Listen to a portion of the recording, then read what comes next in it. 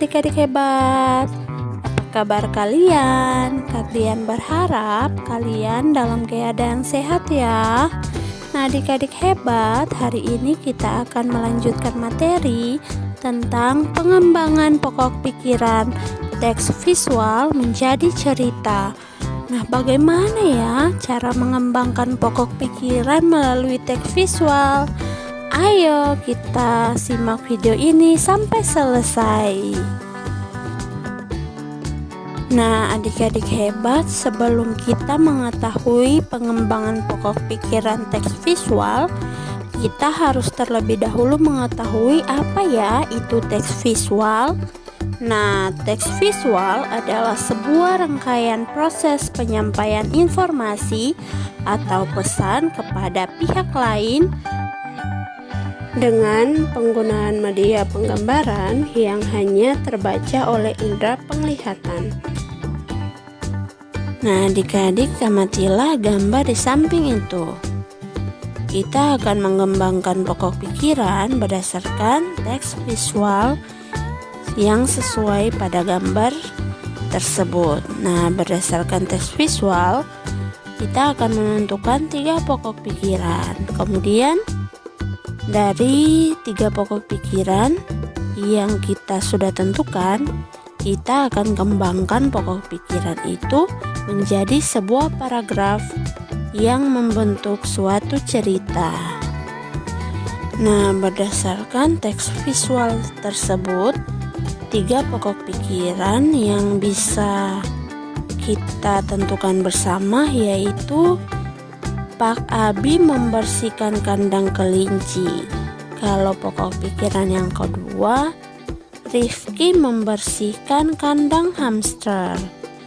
Kalau pokok pikiran yang ketiga, Pak Abi dan Rifki merawat hewan piaraan. Itu yang bisa kita tentukan dari teks visual tersebut.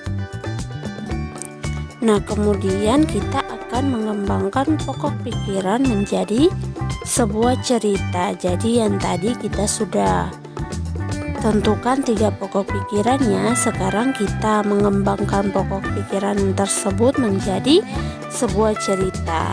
Sebagai contoh, ini Kak Dian akan bacakan. Minggu pagi, Pak Abi membersihkan kandang kelinci. Pak Abi membersihkan kandang kelinci setiap pagi dan sore.